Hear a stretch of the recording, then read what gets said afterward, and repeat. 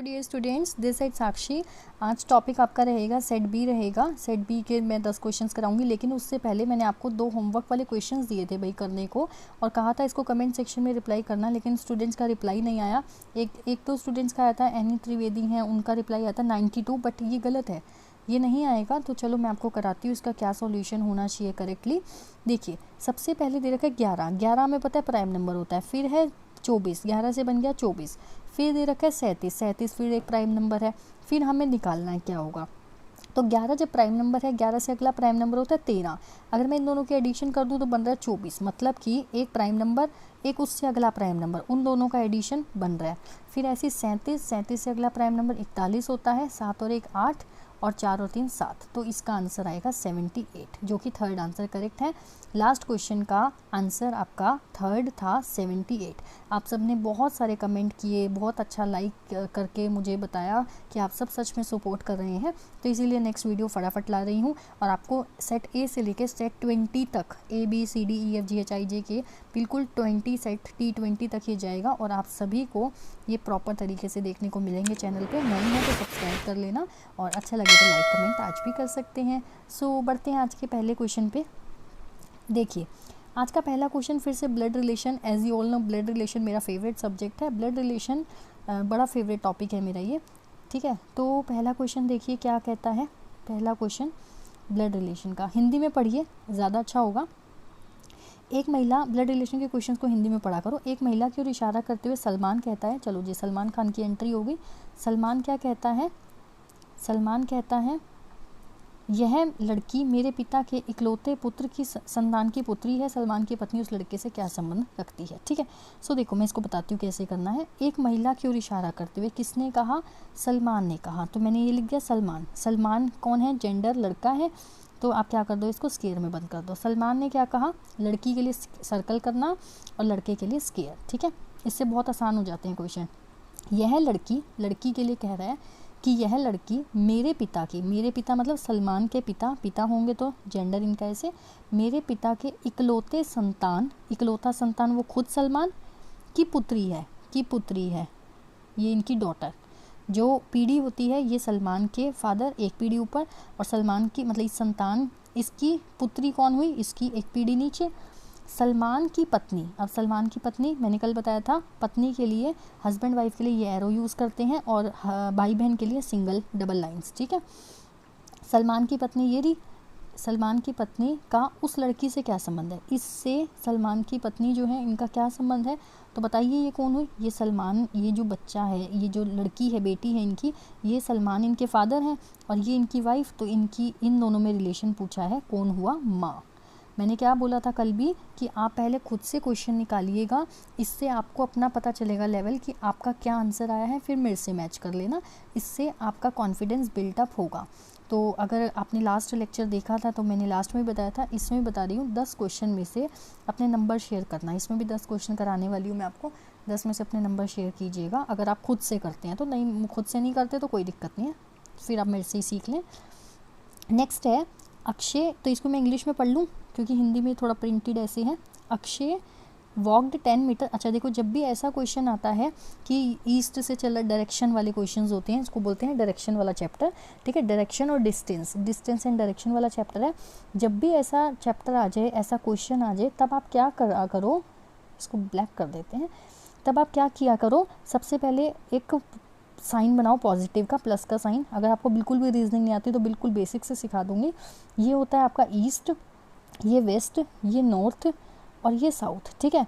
तो जब भी किसी बंदे को चलाना है, किसी स्टूडेंट को चलाना है, किसी बच्चे को, किसी बुजुर्ग को, ABCD को, किसी को भी चलाना है, वो उसको सेंटर पॉइंट, ये सेंटर पॉइंट होता है ओरिजिन, क्या होता है, इसको बोलते हैं इस पॉइंट को ओरिजिन, ठीक है। ओरिजिन से जब हमें इसको चलाना होता है, किसको चलाना है, अक्षय को। देखो मैं दोबारा से बनाती हूँ, अब मैंने अक्षय को यहाँ से चलाना है, ईस्ट वेस्ट नॉर्थ साउथ लिख देती हूँ। यहाँ से अक्षय चलेगा सेंटर पॉइंट से। Walked 10 feet from A to B in the east, यहाँ A पॉइंट से अक्षय चलता है, B तक जाता है, और कितना, 10 फीट, 10 फीट गया अक्षय A से B तक। He turn to the right, ये अपना राइट चला, राइट इसका ये है, और 3 फीट चला, राइट 3 फीट चला। अगेन ही टर्न राइट, फिर वो राइट चला और कितना 14 का मतलब देखो 10 तो ये और 4 और चला होगा, यहाँ 4 लिख दूँ यहाँ 10 लिख दूँ तो 14 चला। Now how far is from how far is he from A.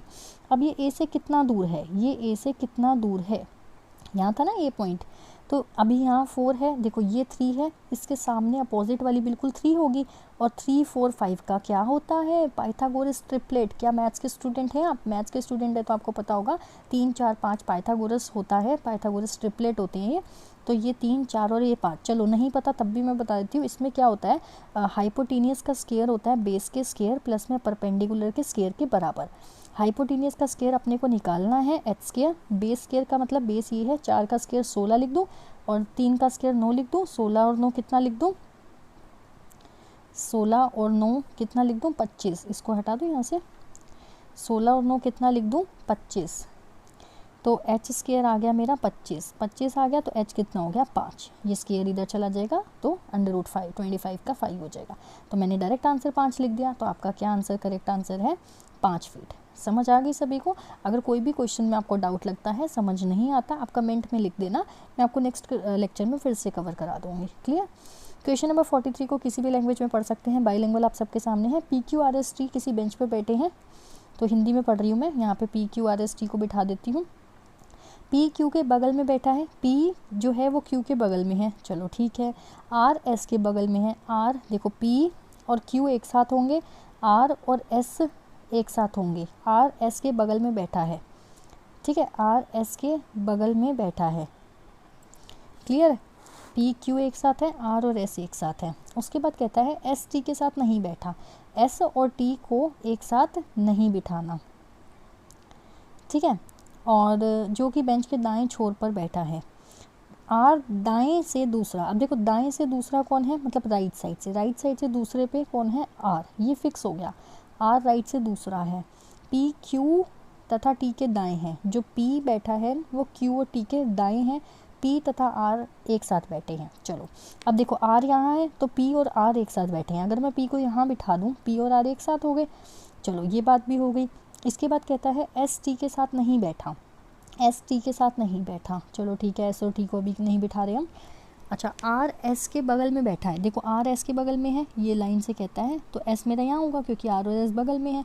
P Q के बगल में है तो क्यू यहाँ कंफर्म हो गया, बचा कौन, टी। अगर मैंने ऐसे बना दिया, आप सबका मैंने खुद बोला हुआ है, क्वेश्चन को स्टॉप करके लिखो, क्या आप सबका भी ये बना है? बना है तो बहुत अच्छी बात है। बताना क्या है, पी के बैठने की स्थिति क्या है, ये P जो है कैसे बैठा है, Q तथा S के बीच में, नहीं Q तथा R के बीच में, हाँ, तो सेकंड आंसर करेक्ट आंसर है। किस किस के, Q के और R के बीच में P बैठा है, P कहाँ बैठा है, Q और R के बीच में, ठीक है। 44 क्वेश्चन बड़ा इंटरेस्टिंग क्वेश्चन, इसको सॉल्व करने के लिए थोड़ा सा टाइम तो लगता है आपका, लेकिन इसका 1 नंबर फ्री का है, आंसर गलत नहीं होता आपका, ज़्यादातर स्टूडेंट्स का आंसर गलत नहीं होता। इसमें आपको चेक करना था तो इसका करेक्ट आंसर डी है, आप सारे चेक कर लेना। देखो मैं करके दिखाती हूँ, 8 × 6 और डिवाइड 2 -4 + 8, ये सारा 28 होगा। सबसे पहले मैंने कल बताया था बोर्ड मास में डिवाइड सॉल्व करते हैं, 8 × 3 हो जाएगा क्योंकि डिवाइड हमने सोल्व किया, -4 + 8, 8 या 24, फिर मल्टीप्लाई सॉल्व करते हैं, 24 - 4 + 8, और फिर आप किसी को भी कर सकते हैं, वैसे एडिशन सॉल्व होगा पहले, तो 20 + 8 28 हो जाएगा, तो 28 के साथ 28 मेरा करेक्ट हो गया, means D answer, 4th answer correct answer है। नेक्स्ट क्वेश्चन, ये डिक्शनरी के अकॉर्डिंग लगाना है इसको, डिक्शनरी के अकॉर्डिंग, तो ये बहुत आसान होता है, सिंक, शाउट, स्मगलर, शॉकर, इसको डिक्शनरी के अकॉर्डिंग कैसे लगाएंगे सभी। सबसे पहले देखो एस के बाद क्या है, आई, फिर है SH, फिर है SM, फिर है SH। देखो SH वाले 2 हैं, H पहले आता है ना, H होता है 8 पे, I होता है 9 पे, तो 9 बाद में आएगा, M तो 13 पे होता है, तो ये दोनों में से कोई पहले आएगा, तो या तो 4 और या तो 2 पहले आएगा, तो ये कट गया। अच्छा वैसे देखें तो फिर 4 या फिर 2 में से कोई आएगा पहले, तो अगर 4th और 2nd में से कौन सा पहले आएगा, SH, और SH वाले के कंपटीशन को देखो, O है उसके बाद, फिर है C, फिर है U, तो मतलब ये बाद में आएगा, तो सेकंड भी कट गया, ये 2 बचे हैं। अब देखो अगर पहला आता है शॉकर, फिर सेकंड पे आता है शाउट, फिर आएगा सिंक, हाँ लास्ट में होगा स्मगलर, क्योंकि I 9 वाला बड़ा है, 13 वाला बाद में, तो 3, 4 2 1 3 ये आंसर करेक्ट आंसर है। तो आप सभी खुद से निकालें, फिर मेरे से मैच करें, तब ज़्यादा बेनिफिट होगा। ये question most important question clock वाले में हर बार पूछा जाता है, चाहे वो टीचिंग के पेपर हों, नॉन टीचिंग हो, SSC railway, NTPC, CGL, group D या क्लर्क का paper, DSSB, KVS, NVS, PRT, TGT, PGT, किसी भी लेवल का पेपर हो, जहाँ पे रीजनिंग आती हो वहाँ ये क्वेश्चन ना आए इम्पॉसिबल, हो ही नहीं सकता। 9:48 पर घड़ी के घंटे तथा मिनट की सुई के बीच में कोण ज्ञात करो। ये मैंने बहुत ही आसान तरीके से करा रखा है। 9:48 जब भी टाइम वाले के बीच में एंगल बताना होता है, एक सिंपल सा फॉर्मूला याद कर लो, नहीं याद तो अभी करो, 30h - 11/2m बस। ये h होता है r का मतलब घंटा मीन्स 9, मिनट ये m होता है मिनट, मिनट का मतलब 48। इसको यहाँ पुट करोगे आपका प्रॉपर तरीके से आंसर आ जाएगा। इस मॉडुलस का मतलब होता है कि समय कभी नेगेटिव नहीं होता, तो अगर यहाँ बीच के अंदर वैल्यू नेगेटिव भी आ जाए तो ये मॉडुलस के बाहर जाके ऑलवेज पॉजिटिव ही देगी, क्योंकि समय घड़ी कभी भी नेगेटिव टाइम नहीं देती, तो ये ऑलवेज पॉजिटिव होता है। सॉल्व करो, 30 × 9 सीधा लिख दूँ 270 माइनस 11/2 m 48, 48 से गया 24, 24 और 11 का गुणा 264 माइनस हुआ 6 आंसर के साथ मेरा थर्ड ऑप्शन करेक्ट ऑप्शन है। Next question 47। कोई बस एक्स शहर से चलना शुरू होती है, बस में महिलाओं की संख्या पुरुषों की संख्या की आधी है। एक्स शहर से चलना शुरू हुई, महिलाओं की संख्या पुरुषों की संख्या से आधी है, मतलब कि अगर जो गर्ल्स हैं वो एक्स हैं, तो बॉयज़ की संख्या कितनी हो जाएगी आपकी?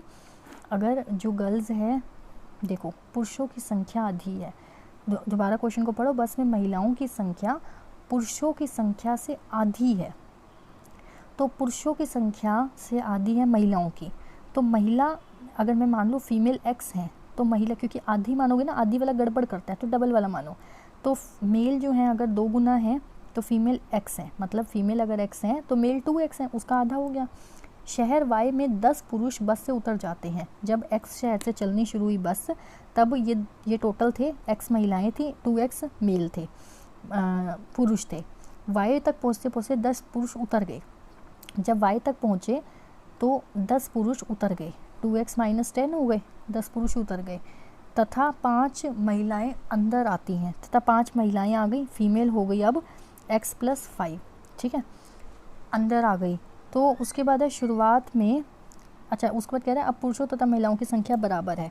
देखो ध्यान से क्वेश्चन को समझो, ये लाइनें कहाँ से खींचे जा रही हैं सारी, थोड़ा सा इसको इरेज करती हूँ। उसके बाद कह रहा है कि अब हमारी क्या कह रहा है, फीमेल की और मेल की बराबर हो क्या। देखो क्वेश्चन को दोबारा समझो, यहाँ पे ये अगर मेल अगर 2x हैं तो फीमेल x हैं, तो वाई तक आते आते पुरुष आधे 10 उतर गए और फीमेल 5 चढ़ गई, तो अब ये बराबर हो गई, संख्या बराबर होगी, तो इसको निकालो कितने हो गए, 2x - 10, तो यहाँ से कितना हो गया, x आ गया 15, इसको जब आप सॉल्व करोगे x आ गया 15, x जब आपका 15 आ गया, अब कह रहा है शुरुआत में बस में कितने यात्रियों ने प्रवेश किया था। जब x 15 है मतलब फीमेल 15 है और मेल कितने हैं 30, ठीक है, मेल 30 हो गए ना, एक्स पुट करेंगे तो 30 और 15 45 लोगों ने शुरू में यात्रा करनी स्टार्ट की थी एक्स पॉइंट से, ठीक है। सो करेक्ट आंसर इज़ 45, ये आंसर करेक्ट है। क्या आपका भी 45 आया है तो आपको रीजनिंग बहुत अच्छे से आती है। नेक्स्ट क्वेश्चन, किसी परिवार में बेटों की संख्या बेटियों की संख्या से 1 कम है, मतलब अगर बेटों की संख्या कम है बेटियों से, वाह ये तो बहुत अच्छी बात है कि बेटों की संख्या बेटियों से कम है। हमेशा उल्टा सुनाई पड़ता था कि बेटियां ज़्यादा हैं बेटे कम है, ये तो बड़ा अच्छा क्वेश्चन है। चलो देखते हैं, किसी परिवार में बेटों की संख्या बेटियों की संख्या से 1 कम है। चलो जी, मतलब अगर गर्ल्स x हैं तो बॉयज़ 1 कम है, मतलब गर्ल्स अगर 10 हैं तो लड़के 9 हैं, गर्ल्स अगर 15 हैं तो लड़के 14 हैं, तो बॉयज़ कितने हैं x - 1।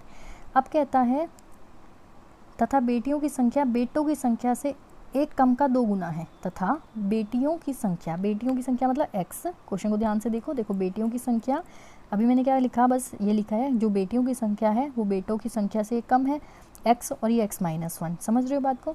अब कह रहा है बेटियों की संख्या, तो मैंने लिख दिया x, बेटों की संख्या से 1 कम का 2 गुना है, ये बेटों की संख्या से 1 कम का 2 गुना, समझ गए बात। तो मैंने क्या किया, अब देखो क्या करें इसको सॉल्व करके, x बराबर में 2x माइनस टू, तो यहाँ से कितना आ जाएगा 2x, यहाँ से आ जाएगा आपका x 4 आ गया, यहाँ से इसको जब सॉल्व करोगे -2 और इधर जाएगा x आ गया 4, x4 आ गया। अब कह रहा है परिवार में कुल कितने बच्चे हैं, कुल कितने बच्चे हैं, देखो अगर लड़कियां यहाँ पे x4 का मतलब गर्ल्स 4, 4 गर्ल्स हैं और एक कम बॉयज़ हैं, गर्ल्स बॉयज़ कितने हैं 3, मतलब कि गर्ल्स 4 और बॉयज़ 3, तो टोटल कितने बच्चे हुए, टोटल कितने बच्चे हुए 7। क्या आंसर करेक्ट है, first answer 7 answer correct answer है। नेक्स्ट क्वेश्चन बड़ा अच्छा क्वेश्चन, अच्छा डाइस वाला इससे लास्ट क्वेश्चन मस्त है जो आपको होमवर्क में मिलेगा। अभी देखिए, निम्नलिखित विकल्पों में से शब्द चुनिए जो दिए गए शब्दों के अक्षरों का प्रयोग करके नहीं बनाए। बहुत आसान, बहुत आसान, बस एक ऐसा अल्फ़ाबेट ढूंढना है जो इससे नहीं बना, एक ऐसा अल्फ़ाबेट ढूंढना है जो इसमें नहीं है। तो ऐसा वो कौन सा अल्फ़ाबेट है, वो हमारा प्यारा सा अल्फ़ाबेट है ए। कौन सा अल्फ़ाबेट है, ए। ए जो है मतलब केयर, तो डायनासोर में ए नहीं है, तो ए इसका मतलब सेकंड इसका करेक्ट आंसर है। तो क्योंकि केयर इससे नहीं बन रहा, बाकी SHORE RICE HORN सभी बन रहे हैं। तो अब बात करते हैं आपके क्वेश्चन की। आपका क्वेश्चन आ चुका है जिसका आपको बेसब्री से इंतज़ार था, जिसका सॉल्यूशन आपको अगले लेक्चर में मिलेगा। अगर आप इसका कमेंट करेंगे तो बहुत अच्छी बात है, नहीं करोगे तो कोई बात नहीं, मैं सिखा दूँगी, कोई बड़ी बात नहीं है। होमवर्क में आपको इसको कमेंट सेक्शन में देना है इसके आंसर को, तो कमेंट कमेंट ज़रूर कीजिएगा। आपको वीडियो कैसी लगी, लाइक का बटन दबा देना, ज़्यादा से ज़्यादा दोस्तों के साथ शेयर कर दो। चैनल पे नए हो तो चैनल को सब्सक्राइब कर लो, बस इससे ज़्यादा मैं आपको कुछ नहीं कहने वाली। सो मिलते हैं नेक्स्ट लेक्चर में सेट नंबर C के साथ, इसके सॉल्यूशन के साथ इस क्वेश्चन के। Till then bye bye, take care, have a nice day.